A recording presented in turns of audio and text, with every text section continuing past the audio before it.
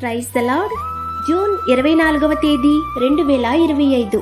ఈ రోజు దేవుని వాగ్దానము: న్యాయమును అనుసరించువారు ఎల్లవేళలా నీతిని అనుసరించి నడుచుకొనువారు ధన్యులు. కీర్తనల గ్రంథము 106వ అధ్యాయము 3వ వచనం.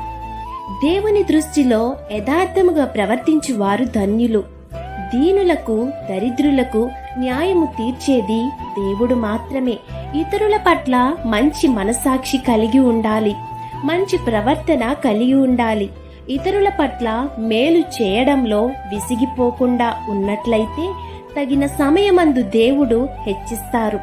అలేక మేలు చేసిన ఎడల మంచి పంటను మీరు కోతురు.